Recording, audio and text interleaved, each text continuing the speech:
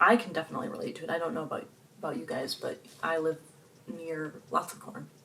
And anytime I go near it, I think about this movie and short story. Hi guys, and welcome to the Stephen King Sematary Club. Hi guys, we are talking about Children of the Corn today, and this is my favorite short story from Night Shift. It is the short story that I have the fondest memory of because I can recall watching Children of the Corn at a very young age at a friend's house, and it just was amazing. I loved it so much. I had not read the short story yet, but whenever I read it, it brings back fond memories. Bert and Vicki Robeson, they are a married couple and they are driving through Nebraska. And they are just surrounded by cornfields because they got off of the main highway and they're going down this back roads type dirt road in the country, and there are no major cities, no major crossroads, nothing. And they're lost. They're on their way to, I think it was California, and they start fighting. They've already had a very tense relationship.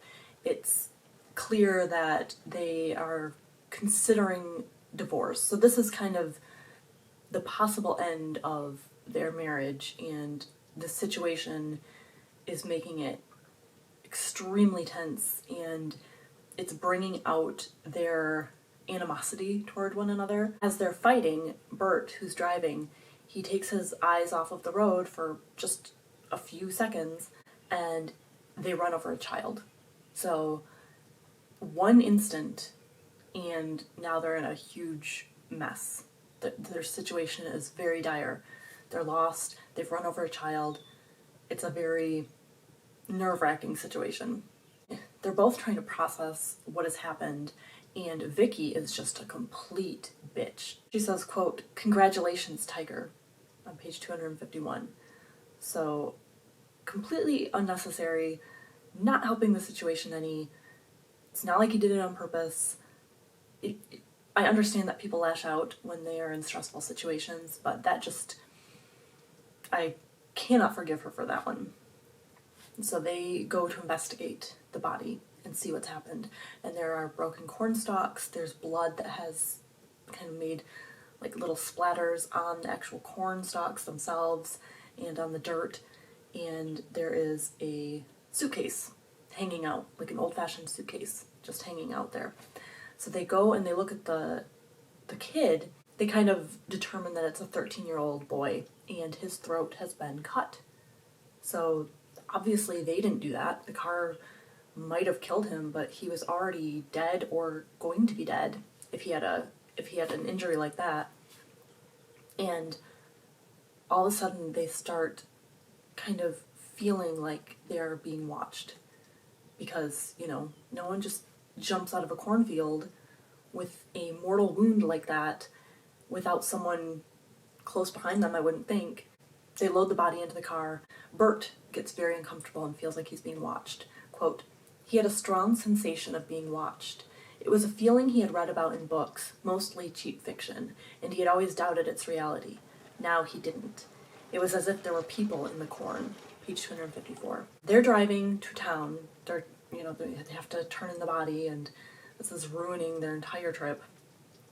And there is a young person on one of the radio stations. They're getting a lot of static and they're going through the channels, and there's a young person who is delivering this fiery sermon, and in the middle this person throws in an admonishment of the, quote, "defiler of the corn," which is a very weird thing. Bert and Vicki kind of discuss it briefly because neither of them had heard that before. So Vicki opens the suitcase and she finds a little corn cob, and it's carved into this little crucifix type art. It's very primitive and kind of crude, and it makes Vicki uncomfortable. She gets rid of it. She throws it in the back seat. She wants to throw it out of the car, but Bert says, we just don't it might be something that the cops need for evidence or whatever, you know. So they get to Gatlin, which is the nearest town, and it's completely deserted. Vicky wants to drive 70 miles to the next town. She is uncomfortable. She is kind of freaked out because there's a gas station and regular gas is 35 cents. And Vicky's like, the gas hasn't been that cheap in over 4 years. And it's just, she doesn't like the situation. So Bert won't do it. He wants to, he wants to get rid of this body and get this cleared up, because, and I can understand that. Why drive another 70 miles? So they go into an empty, rundown diner, and there's a calendar that says 1864.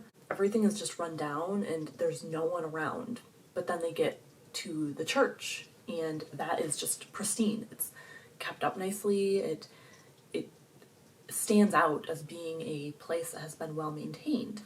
And it even has little lettering on the sign, quote, "The power and grace of he who walks behind the rows," page 263.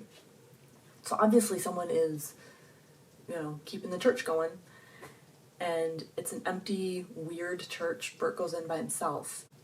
Vicky does not want to go inside, and there is an evil-looking, crazy Christ drawing with corn for hair, and there's an amended Bible, which is kind of corn-themed, and Bert finds these books that have names and dates in them.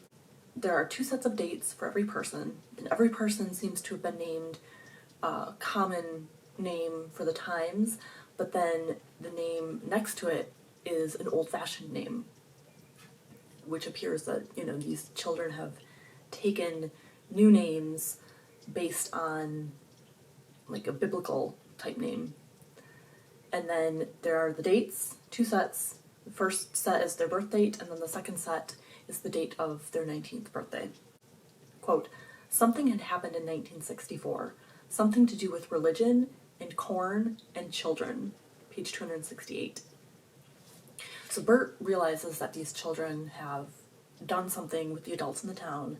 They have gotten rid of them in some way. And as he is still mulling over the contents of this book, the car horn starts going like crazy. It's like Vicky is leaning on the car horn. Bert goes out to look, and Vicky is inside the car, and there are all these children. Quote, "From all around the children were coming. Some of them were laughing gaily. They held knives, hatchets, pipes, rocks, hammers," page 269. So there's this very tense scene of these kids descending upon their car, and, Vicky is in there trapped. He can see her, and they start using their weapons on the car, trying to get her out. Vicky is pretty much helpless.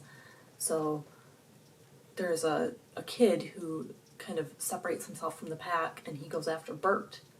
He throws a knife at him, and Bert gets the knife in the arm. He takes the knife out of his arm, and he stabs the kid in the throat. So they descend on him, they chase him. Vicky is no longer in the car. They have taken her out and moved her somewhere. So Bert escapes by running into the corn, and he mostly loses them. He can still hear them.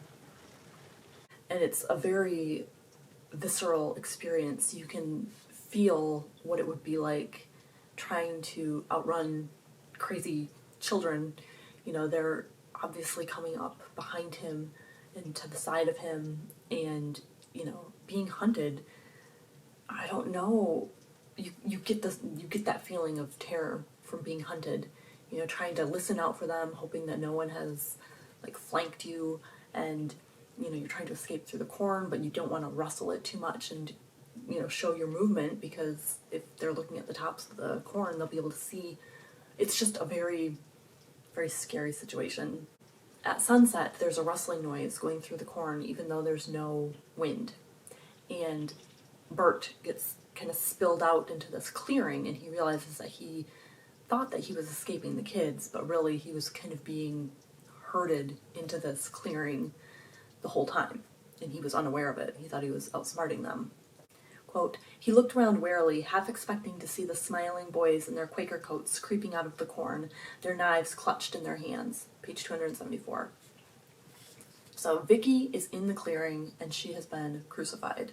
Her arms and legs have been held up with barbed wire and her eyes have been taken out and her mouth is stuffed with corn husks.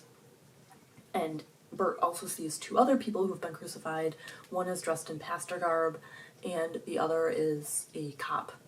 And they have been there for a long time. They are very decomposed at this point.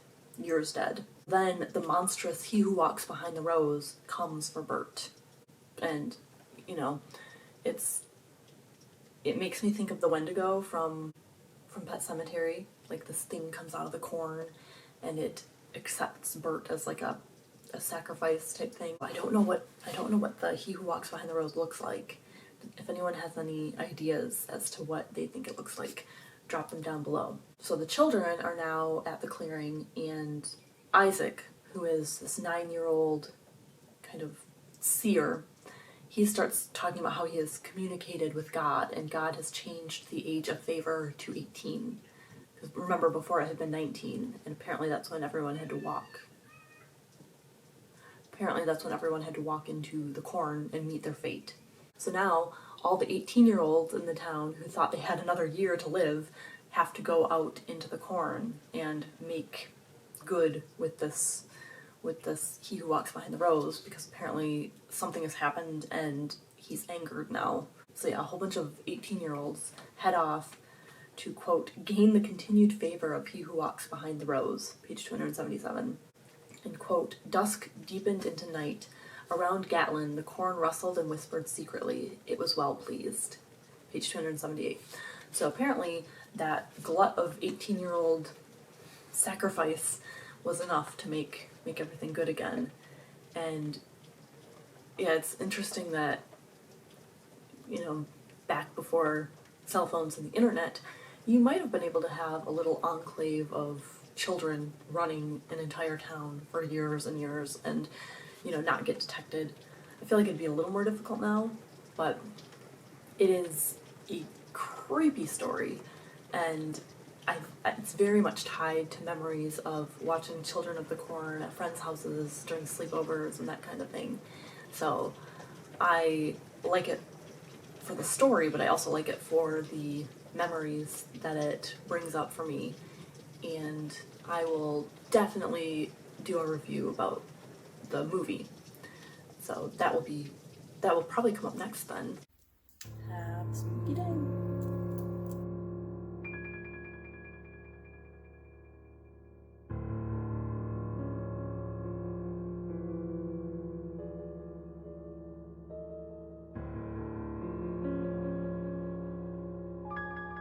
You know they've got a hell of a band.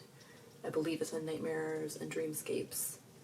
But that one is very similar to this, where a couple gets lost, there's tension between the two of them, and, you know, it turns out that the town is not what it seems to be.